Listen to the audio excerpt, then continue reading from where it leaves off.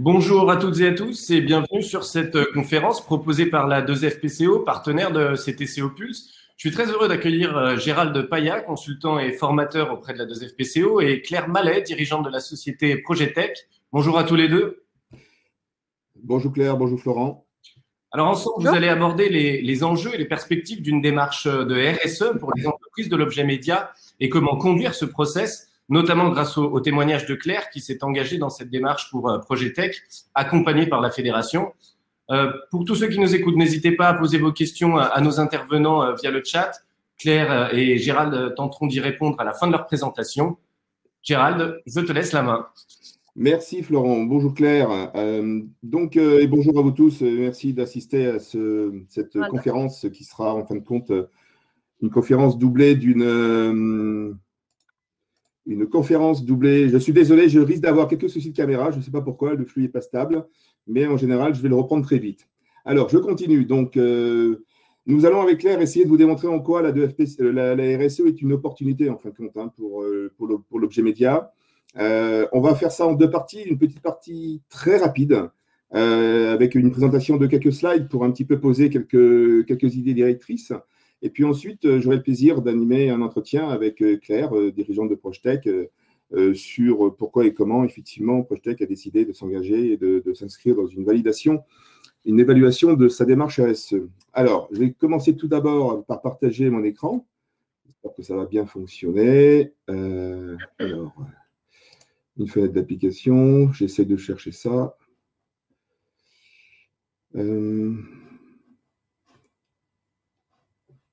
Hop, je vais sélectionner ça. Je vais basculer sur la présentation et me mettre. Hop là, pardon. C'est pas évident. Hop. Et voilà. C'est bon? C'est tout bon. Ok, super, c'est parti. Alors, quelques slides pour vous présenter effectivement un petit peu les lignes directrices de la RSE vue par la 2FPCO et concernant donc l'objet média. Alors, cette démarche, en fin de compte, cette démarche RSE que nous avons mise en place est là pour accompagner l'ensemble des acteurs de la filière, que vous soyez distributeur, que vous soyez fournisseur ou que vous soyez marqueur. Notre idée, effectivement, c'est de pouvoir vous amener, en tout cas, comment dirais-je, à nous accompagner dans l'idée que nous sommes convaincus que la RSE, c'est vraiment devenu l'affaire de tous les acteurs de la filière. Alors, et nous considérons que c'est une mutation qui est incontournable aujourd'hui. Je crois que Julien de chez Xindao l'a bien dit l'autre jour dans la table ronde, qu'on le veuille pas, c'est incontournable et ça deviendra quasiment un standard dans très peu de temps. Alors, en quoi, je dirais, comment dirais-je, en quoi alors, attendez, excusez-moi, j'ai l'impression de ne pas être dans le bon sens. Si, c'est bon, voilà, excusez-moi. Voilà. Donc, voici les trois concepts, en fin de compte. Notre vision de la RSE adaptée à l'objet média repose, en fin de compte, sur trois concepts clés qu'on rapporte, je dirais, à l'éco-conception d'une manière très large, très, très large. Pour nous, l'objet média doit être utile. Il doit permettre, en fin de compte, de pouvoir cadrer à l'usage que votre annonceur, ou en tout cas que l'annonceur, qui est le client qui nourrit un petit peu la chaîne, veut en faire dans sa distribution à ses récipiendaires, que ce soit lors d'événements, parce qu'ils vont revenir, ces événements, naturellement en physique, ou que ce soit lors de rencontres professionnelles en entreprise ou autre. Et surtout de réfléchir à l'usage que l'on veut en faire, en fin de compte, et que cet objet puisse réellement coller aux besoins de l'utilisateur. Ensuite, il convient effectivement qu'il soit durable dans la mesure où ce n'est pas un objet jetable. C'est un objet qui va permettre effectivement de remplacer d'autres objets qui eux-mêmes sont jetables. On va parler par exemple de la gourde qui peut effectivement remplacer les gobelets plastiques, mais aussi qui va être conçu dans des matériaux qui sont résistants, qui vont pouvoir, et si possible, au maximum possible, peut-être à vie, pourquoi pas, ça va dépendre du matériau, de pouvoir être réutilisé au maximum possible dans le temps. Et puis surtout aussi, le fait que cet objet média a été conçu, réfléchi tout au long du cycle de vie du produit, qu'il a été conçu dans une optique de diminuer les impacts autant environnementaux que sociaux, qu'on aille de l'extraction des matières premières jusqu'à la fin de vie du produit. Et notre idée, en fin de compte, c'est d'inscrire en fin de compte ces trois concepts qui sont relativement simples et qui, en principe, peuvent et doivent pouvoir parler à toute la filière, de pouvoir inscrire ces trois concepts dans une notion de progrès. Voilà. Et notre idée, c'est vraiment de passer du moins mauvais au meilleur. Alors, pour cela, nous avons mis en place à la PCO une charte RSE qui repose en fin de compte sur 4 axes qui sont issus en fin de compte des axes de réflexion d'ISO 26000 et puis je dirais des principes clés aussi du Global Compact des Nations Unies. Et nous avons choisi ces 4 axes parce que nous considérons qu'ils sont applicables dans le contexte et la typologie en fait, d'entreprise de la filière, qui est quand même relativement composée effectivement de TPE et de PME. Alors, ces 4 axes se déclinent autour de le respect de nos collaborateurs, donc on y verra par rapport à ça le côté social, voire sociétal, puisque dans le mot sociétal, on intègre d'une part une notion de social, mais en même temps une notion de local et de territorial. Le respect de l'environnement, qui naturellement est un des éléments clés, et les achats responsables, qui est certainement la part la plus forte, pardon, dans des démarches RSE, en tout cas dans la filière, puisque c'est bien l'ensemble des achats qui vont être faits jusqu'à la source de fabrication qui vont pouvoir permettre de démontrer en fin de compte que l'objet média est effectivement acté sur ces différents principes clés de base pour le développement durable. Et puis pour finir, l'éthique des affaires, là on cadre, je dirais, principalement sur le côté économique des choses, puisque je vous rappelle que dans le cadre développement durable et RSE, il y a trois volets, 3 piliers forts qui sont économie, qui sont sociales, sociétales et qui sont environnementales. Voilà. Ces 4 axes, qui sont tout à fait réalisables au quotidien hein, dans vos entreprises, reposent sur 5 piliers de responsabilité dans lesquels vous allez pouvoir décliner 5 actions. Enfin, nous avons décliné un plan d'action standard par rapport à ça. Donc, 5 actions standards qui sont déclinées sur ces 5 responsabilités, ce qui nous fait en fin de compte 25 actions standards définies. Et ces 5 piliers sont le social, l'environnemental, l'économique, le territorial et la gouvernance. Donc, la manière dont on va piloter ou coordonner cette démarche RSE. Et puis, naturellement, l'ensemble de ces actions sont menées dans une cohérence avec les objectifs et surtout le fait que c'est comment dirais-je, on est totalement, c'est totalement réalisable en fait dans votre métier, dans votre environnement professionnel et surtout vis-à-vis de vos parties prenantes. Pour cela, notre ambition, en fin de compte, c'est de pouvoir aussi vous permettre de valoriser un petit peu votre démarche RSE, puisqu'une fois que vous avez construit votre démarche, on vient demander certainement de la faire valoriser par l'extérieur. Moins de 25 entreprises font cette démarche, tout marché confondu. Hein. Là, je vous parle, donc quelque part, c'est très intéressant d'y aller. Et vous avez à cela nous avons sélectionné, en tout cas, c'est un parti pris, mais on l'assume. Nous avons sélectionné 2 entreprises, 2 plateformes d'évaluation à distance sur Internet par le biais d'un questionnaire. Qui sont Acesia et Ecovadis. Nous avons effectivement un partenariat dédié avec Acesia dans la mesure où nous avons mis en place un questionnaire spécifique à l'objet média qui est effectivement centré sur votre métier, alors que Ecovadis fonctionne plutôt, je dirais, sur votre code d'activité, sur votre code NAF, votre code APE. Donc, c'est un questionnaire un peu plus lourd quand même que celui d'Acesia, mais les deux sont reconnus aussi aujourd'hui sur le marché, en tout cas par les annonceurs qui eux-mêmes demandent en fin de compte à ce que la supply chain en amont de leur démarche à eux clients puisse s'inscrire dans une cohérence de valorisation de la démarche. Voilà. Pour nous, la RSE, c'est notre ambition, c'est un outil qui doit accompagner le changement de l'objet média, très clairement par rapport à ça. Et notre ambition, c'est vraiment de passer de ce qu'on appelle du goodies à l'objet média responsable. C'est de montrer effectivement que cet objet média, il peut effectivement passer de cet état-là, d'un goodies qui aujourd'hui peut être considéré par certains comme étant en vulgaire plastique, etc. Il y a du bon plastique et autre chose. Vous avez certainement dû voir d'autres webinaires ou des tables rondes qui l'ont expliqué depuis 2 jours. Mais voilà, c'est notre ambition, c'est démontrer que le goodies peut être finalement un objet média responsable. Voilà par rapport à ce que nous pouvons aujourd'hui vous présenter en termes de lignes directrices très succinctes. Hein, et puis, je vous inviterai, lorsque vous pouvez, à assister au webinaire organisé par le FPCO sur ce qu'on appelle des matinales RSE. Et puis, en tout cas, maintenant, nous allons passer à la deuxième partie de cette conférence, donc l'interview, l'entretien avec Claire. Bonjour Claire. Pouvez-vous, s'il vous plaît, présenter en quelques mots Projetech. Alors, j'ai créé Projetech en 2008 et la société a pour vocation de distribuer via deux sites web, versionécologique.com et objetpubdesign.com, des objets médias. Et nous sommes 7 collaboratrices dévouées pour répondre aux besoins de nos clients. De quand date votre engagement à RSE? Mon engagement dans la RSE date en fait de la création de mon entreprise, puisqu'à l'origine, je n'avais que le site versionécologique.com en ligne, et ce site a pour mission de distribuer uniquement des produits s'inscrivant dans une démarche de développement durable, avec des fournisseurs rigoureusement sélectionnés, je pense notamment à Biware, et une transparence la plus grande possible sur le produit, avec des certifications. Pourquoi avez-vous finalement décidé de demander une évaluation de votre démarche RSE et pourquoi Accesia? Alors, j'ai décidé de faire une évaluation de ma démarche RSE, en fait, pour faire un état des lieux à mi-parcours de la situation, pour faire un bilan de ce que j'avais fait depuis 2008 et surtout pour définir de nouveaux objectifs à poursuivre. Tout cela dans une logique d'amélioration continue et d'optimiser ce qui avait été bien fait et de corriger pour être un petit peu dans le cœur du pitch de cette conférence, selon vous, quels sont les enjeux et les perspectives d'une démarche RSE pour une TPE, PME de l'objet média?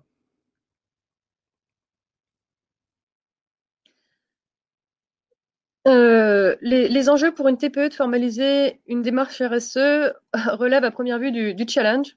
Il faut se poser quelques temps pour regarder objectivement la situation et ne pas fermer les yeux sur d'éventuelles failles. En ce qui me concerne, mais au-delà du challenge, une TPE qui se structure avec sa démarche RSE a accès à de nouveaux marchés, parfois compliqués quand on est tout petit, hein, c'est mon cas. Il est plus facile de se faire référencer chez de gros annonceurs ou de répondre à un appel d'offres quand on a des choses à prouver en matière de RSE. Et pour moi, ça va bien au-delà des modes, c'est une tendance de fond, et les annonceurs auxquels j'ai affaire sont vraiment très réceptifs. Très bien, très bien. Et quels sont les bénéfices que votre entreprise a pu retirer de cette évaluation, de cette démarche? Ouais, en fait, ma démarche a commencé donc en 2008 de façon implicite. C'était pas formalisé, puisque je me suis attaquée avec Version Écologique au marché de niche qui était l'objet publicitaire qui s'inscrivait dans une démarche de développement durable. Et je me suis bien rendu compte que Version Écologique progressait globalement plus rapidement que les autres distributeurs sur le marché quand je regardais les stats de la 2FPCE. Et le bénéfice que j'en retire aujourd'hui est, je pense, une certaine avance sur le marché de l'objet pub issu du développement durable, j'entends. Le reste, je reste modeste. Sur Version Écologique, la sélection des produits est stricte, assez courte, et me donne une certaine crédibilité aux yeux des annonceurs qui voient que je ne surfe pas sur une... Mais j'y suis déjà bien implantée depuis 13 ans. Et depuis que ma démarche est formalisée, en fait, je me suis rendu compte qu'on avait de bons échos de la part de nos clients. Certains nous félicitent, donc c'est plutôt agréable à constater, et d'autres nous demandent un peu comment on s'y est pris. En tout cas, je me suis aperçue, encore une fois, en écoutant mes clients, que ça pouvait faire la différence avec d'autres confrères qui n'avaient rien à prouver en termes de RSE. Et finalement, il n'y avait pas que le prix qui jouait pour remporter un marché. Tout à fait, ça vous permet effectivement d'aborder les relations clients sous un autre angle que le simple rapport qualité-prix du produit. Et, en quoi et ou comment la 2FPCE a pu vous accompagner dans cette démarche? En fait, la formation dispensée par la 2FPCE est très, très structurée. Et du coup, moi, ça m'a vraiment permis de me concentrer sur le bilan que je devais faire de la situation et la mise en place d'objectifs, plutôt que de perdre de l'énergie, savoir quelle méthode utiliser pour le faire. Il y a un package documentaire qui est très complet. Et je pense que sans cette formation, ça aurait vraiment été compliqué de structurer aussi bien ma démarche, car encore une fois, j'aurais perdu beaucoup de temps à trouver une méthodologie adaptée à mon métier. Et ce qui est intéressant, c'est que le package documentaire qu'on a constitué à l'issue de cette formation, ça devient un véritable outil de travail pour piloter sa stratégie d'entreprise. Et on ne fait pas que répondre au questionnaire pour avoir une note. En fait, ça devient un support pour la suite. Tout à fait. En fin de compte, l'évaluation, c'est un objectif, mais ce n'est pas la fin de la démarche. Au contraire, c'est une démarche, c'est une. Non, c'est le début. Voilà, c'est le début, tout à fait. C'est une démarche d'amélioration continue et une démarche de progrès en soi-même. Et au-delà de ce que vous venez de dire, d'une manière peut-être apportée à l'équipe ou autre, que vous a apporté cette formation? À l'issue de cette formation, encore une fois, j'ai pu faire le bilan de ce que j'avais mis en place depuis 2008 et définir un nouveau cap. Ça m'a vraiment permis de donner du sens à ce que j'avais fait et de prendre du recul par rapport à nos valeurs, simplement. Et du coup, la formation, en me faisant réfléchir sur ma société, m'a permis de redéfinir mon identité, en tout cas de celle que je voulais communiquer auprès des parties prenantes, donc les annonceurs et les fournisseurs, bien sûr. Et on a même tout revu nos supports de communication, on a redéfini notre business model pour mettre en avant nos atouts et nos valeurs. Et enfin, pour l'équipe, la formation a vraiment été impactante puisque une partie de l'équipe a travaillé avec moi sur le sujet. Et voilà, du coup, ça a vraiment permis de fédérer les collaboratrices. On est que des filles. Sur un autre sujet que celui du quotidien, à savoir les devis, la relation commerciale avec les annonceurs. Et ça a permis de faire jaillir de bonnes idées. Enfin, moi, en ce qui me concerne, je pars du principe qu'on réfléchit mieux à plusieurs, en tout cas dans ma boîte. C'est le principe du brainstorming. Alors, selon vous, quels sont les points les plus difficiles auxquels vous avez été confrontés dans cette démarche d'évaluation? Alors, au premier abord, j'ai été effrayée par la masse d'informations à collecter et à retranscrire dans le package documentaire. Et finalement, ça s'est plutôt bien fait car ça a été très progressif et pas si complexe puisque on s'est aperçu que malgré notre petite taille de structure, on n'était pas trop mal organisé et on avait des informations à disposition et on avait déjà fait des choses. Donc ça, c'était plutôt intéressant et satisfaisant de le constater. Très bien. Et quelles sont aujourd'hui les prochaines étapes pour Projetech dans le domaine de la RSE? Les prochaines étapes pour Projetech, c'est de continuer à améliorer la note par l'optimisation de certains détails. Mais alors, en ce qui me concerne, la marge de progression est très faible et il sera plus facile de perdre des points que d'en gagner, puisque j'ai obtenu 97 sur 100 à la première évaluation, donc à moi d'être innovante pour la suite. Et il y a encore des choses à faire. Et puis, absolument. Et l'avenir réserve toujours de belles opportunités.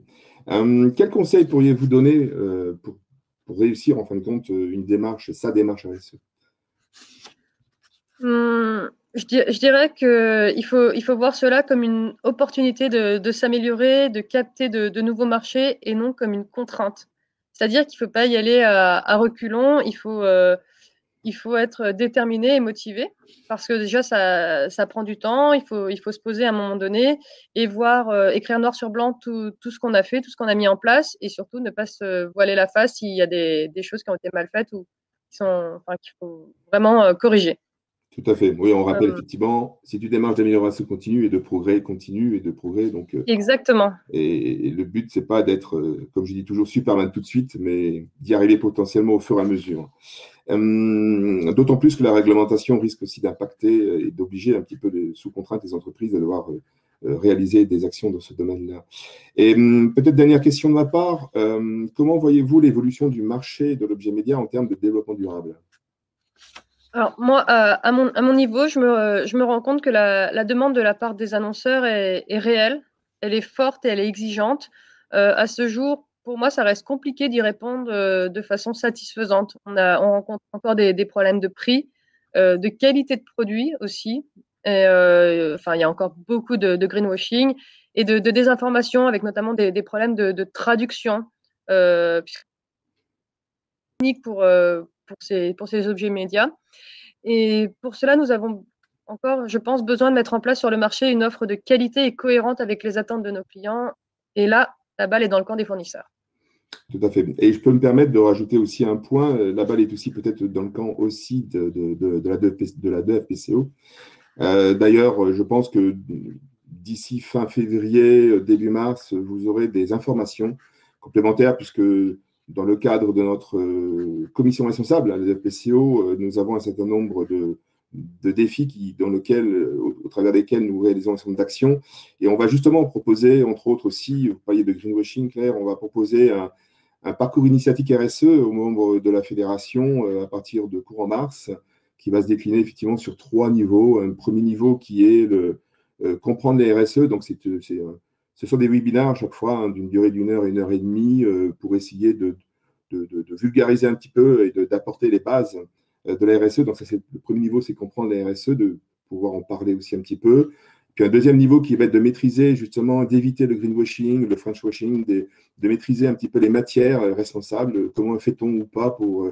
Peut-on d'ailleurs décider qu'un produit est éco-responsable ou pas? C'est une excellente question, on essaiera d'y répondre à ce moment-là. Puis un troisième niveau qui va être promouvoir la RSE, le développement durable dans l'acte de vente, c'est-à-dire faire matcher les valeurs ajoutées de sa société vers celles de son client ou de son prospect pour ensemble évoluer dans une perspective positive. Voilà, en tout cas, merci Claire pour votre participation et vos explications. Florent, nous te redonnons la parole. Merci Gérald, merci Claire. On a des questions là sur le chat. Je ne sais pas Claire si c'est mesurable, mais est-ce que vous avez senti un impact en termes de chiffre d'affaires ou de développement de votre clientèle suite à cette démarche, à la valorisation de cette démarche RSE? L'impact en termes de chiffre d'affaires enfin moi je suis incapable de le mesurer, mais je sais pas, c'est vraiment au cours de discussions avec des annonceurs. Enfin, j'ai eu de la chance là en fin 2020 de remporter un gros marché qui représente un tiers de mon chiffre d'affaires. Donc c'est à la fois un risque, mais bon, tout est rentré dans l'ordre. Et aussi une opportunité vu le contexte. Et je sais que si j'ai dû montrer patte blanche, et si je n'avais pas eu quelque chose à présenter en matière de RSE, je l'aurais pas remporté, et je pense qu'aujourd'hui j'aurais plié, quoi. Donc ça, rien que ça, c'est super. Mais au-delà de ça, même pour des plus petits annonceurs, à chaque fois, nous on leur dit à chaque fois qu'on parle. À chaque fois, quand on envoie un devis, en fait, on explique notre démarche. Donc, je pense que ça parle, quoi. Autre question que je trouve très intéressante, parce que du coup, vous êtes spécialisé, on l'a compris, notamment dans les objets écologiques, éco-responsables. Quand vous avez une demande, vous l'orientez probablement du coup sur vos produits éco-responsables, mais si le client insiste, notamment pour des raisons de prix, c'est ce qu'on nous demande, que faites-vous? En gros, la question revient à dire, est-ce que vous avez le pouvoir de dire non à un client aujourd'hui pour pouvoir respecter, vous, votre éthique et votre positionnement? Si le produit n'est pas sur mon site, oui, je dis non. Enfin, après, j'ai 2 sites internet. J'ai aussi Objet Pub Design qui est un site généraliste. Encore une fois, même si les produits sont pas forcément recyclés ou recyclables ou quoi que ce soit, on essaye de sélectionner des produits qui sont de qualité, qui sont durables. C'est pas évident. C'est une démarche sur le long terme qu'on fait. Chaque année, on resélectionne bien nos produits. Mais après, si je suis vraiment pas convaincue par le produit, je prends pas le risque. Parce qu'en plus, je veux pas un litige à l'issue de la commande. Gérald, est-ce que tu peux nous expliquer peut-être un petit peu plus en détail aussi en quoi consiste l'accompagnement, là, par exemple, que vous avez fourni à Claire? Claire nous a parlé du package documentaire. Est-ce qu'il y a aussi un accompagnement via une formation? Est-ce que c'est in situ? Est-ce que c'est, bon, j'imagine, peut-être actuellement à distance? Comment ça se passe concrètement? Alors, juste une petite précision avant de répondre par rapport à la dernière question. Il y a aussi une chose importante, par rapport aux même 2 dernières, très rapidement. La première des choses, c'est que la RSE, c'est une opportunité. Il ne faut pas le voir comme une contrainte, c'est une vraie opportunité. Et ça ne va pas vous faire systématiquement comme ça, parce que vous avez été évalué RSE, vous faire gagner des clients tout de suite. En tout cas, ça va vous en permettre peut-être certainement de ne pas en perdre. Ça, c'est le premier point, parce qu'il y a des clients qui eux-mêmes vont de plus en plus être exigeants dans leur sélection de marché. Et la deuxième aussi, c'est peut-être d'ouvrir justement votre vision et votre offre commerciale et d'aller récupérer peut-être des marchés. C'est ce qu'a entre autres souligné Claire, des marchés sur lesquels vous ne pouviez peut-être pas vous présenter par le passé. Sur le deuxième point que j'ai oublié d'ailleurs, mais c'est pas grave, je vais y revenir à ta question. Donc la question concernant l'accompagnement. Donc nous avons en fin de compte construit un accompagnement qui peut se faire sous forme de formation ou bien sous forme de conseil. Donc c'est éligible dans le cadre de la formation à une prise en charge partielle ou totale de votre PCO. Et donc, cette offre fonctionne de la façon suivante. Nous proposons en fin de compte de construire une démarche RSE dans l'entreprise, de vous accompagner dans la construction d'une vraie démarche RSE dans l'entreprise, qui est basée sur un plan d'action qui va reposer effectivement sur les 4 axes dont je parlais tout à l'heure, hein, le respect des collaborateurs, l'éthique des affaires, l'environnement, le respect de l'environnement et puis les achats responsables, et qui va reposer sur 5 domaines de responsabilité sociale, environnementale, territoriale, gouvernance et le 5e m'échappe. Et nous avons décliné 5 territoriales, voilà, le 5e, et nous avons décliné pour chaque domaine de responsabilité 5 actions types, 5 actions standards qui sont réalisables sans aucun souci dans les entreprises. Juste pour information, j'ai accompagné dans le cadre de la DFPCO des entreprises où il n'y avait qu'une personne, jusqu'à des entreprises où il y en avait plus de 25. Donc, c'est adaptable à voilà, ce plan d'action est complètement tout terrain, si je puis dire. Ces 25 actions, en fin de compte, débouchent sur 25 objectifs et qui sont liés à 25 indicateurs. Voilà, ça paraît beaucoup comme ça. Effectivement, il y a une masse importante de documents, comme l'a souligné tout à l'heure Claire, mais on n'a rien sans rien, naturellement. Par contre, on vous propose tout un package standard. En fin de compte, tous les documents nécessaires à construire, enfin en tout cas à présenter pour démontrer qu'on est dans une démarche RSE, vous sont proposés. Il vous appartiendra à vous comment dirais-je, de les approprier, de les personnaliser, peut-être de les modifier si vous le sentez aussi par rapport à ça. Et ensuite, vous aurez la possibilité, dans le cadre une fois que votre package documentaire RSE sera mis en place et que vous aurez dans l'entreprise avec les équipes mis en place un nombre d'actions, etc., et avec vos parties prenantes qui sont les fournisseurs, les clients et vos marqueurs. Et à ce moment-là, vous allez pouvoir récupérer un certain nombre de ces documents pour ensuite les propulser si vous le souhaitez, parce que c'est l'objectif quand même, de pouvoir répondre à un questionnaire Acesia ou bien EcoVadis, et pour ensuite vous faire évaluer, pour ensuite communiquer en fin de compte. Je veux dire, l'évaluation faite sur Acesia ou EcoVadis va vous permettre de communiquer fortement sur vos supports de communication, entre autres sur les sites Internet, et ensuite de montrer patte blanche auprès de vos clients, et que vous soyez fournisseur vers vos distributeurs ou les distributeurs vers les annonceurs. C'est le triptyque qui fonctionne comme ça, et, y compris avec les marqueurs, et toute la chaîne doit se nourrir aujourd'hui de cette cohérence-là. Voilà, voilà ce que je peux dire un petit peu sur ce package documentaire et sur cet accompagnement qui sont tout à fait à la portée et à la hauteur. Alors, naturellement, il y a un effort à faire. On est bien d'accord. Alors, si on est sur Acesia, on va être sur un accompagnement de 14 heures. Si on est sur EcoVadis, on sera sur un accompagnement de 17h30, puisque le questionnaire EcoVadis, comme je l'ai souligné tout à l'heure, est un peu plus dense. On est à peu près autour d'une trentaine de questions environ, alors qu'Acedia est plutôt sur une vingtaine de questions. 10 questions clés, plus ensuite 10 sous-questions. Comment je veux dire, vous avez sans aucune difficulté, vous pouvez prétendre soit l'un, soit l'autre, ça va dépendre de votre situation. Et les sessions, qu'elles soient sur 14 heures ou sur 17h30, fonctionnent ça se fait à distance. Tout se fait à distance, sans aucun souci. On a été amené à devoir s'adapter, naturellement. Et ensuite, c'est donc 8 sessions qui vont durer de 1 heure à 2h30, selon qu'on soit dans Acesia ou dans EcoVadis, puisque pour EcoVadis, il y a un peu plus de documents à fournir. Mais globalement, le cœur de l'accompagnement est à peu près le même. C'est un moteur.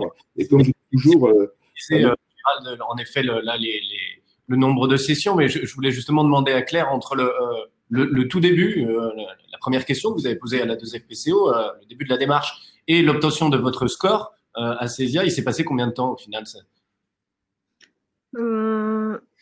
Je crois que de mémoire, j'ai fait la demande début 2020. Début 2020. Ensuite, on s'est rencontré avec Gérald au mois de mars, et la note, j'ai dû l'avoir 2-3 semaines après. Donc, je pense que courant avril, j'avais ma note. Ouais, c'est assez rapide. C'est assez rapide. Et quelles sont les étapes ensuite? Parce que vous disiez, c'est aussi, ce n'est que le début finalement. Est-ce qu'il y a, Gérald, Claire, derrière d'autres échéances Est-ce que cette note est réévaluée au bout de combien de temps? Alors, concernant Acesia, Acesia est valable 2 ans, alors que EcoVadis doit être renouvelé tous les ans. Voilà, donc il y a effectivement tous les ans, soit tous les 2 ans. Alors, naturellement, Acesia est valable 2 ans, c'est-à-dire vous ne répondez au questionnaire, vous ne rafraîchissez le questionnaire que tous les 2 ans, mais par contre, vous allez devoir tous les ans mettre à jour les différents indicateurs, les différents documents, hein, pour pouvoir ne pas reporter cette tâche-là que tous les 2 ans. C'est simplement la réponse qui est à faire au questionnaire tous les 2 ans pour Acesia, et c'est 1 an pour EcoVadis. Juste un complément, Florent, par rapport à la question d'avant. En gros, si vous voulez, l'accompagnement va se faire entre 1 et 2 mois. Ça va dépendre, il y a 8 sessions, donc ça va dépendre un petit peu le rythme que l'entreprise souhaite s'imposer par rapport à ça. Et ensuite, voilà, en gros, on peut dire qu'entre 3 et 4 mois, entre le début de l'accompagnement, vous allez avoir entre 3 et 4 mois pour pouvoir finalement être évalué, soit par Acesia, soit par EcoVadis. Très bien. Bah, écoutez, merci beaucoup à tous les deux pour votre témoignage et merci à tous pour votre écoute et vos questions.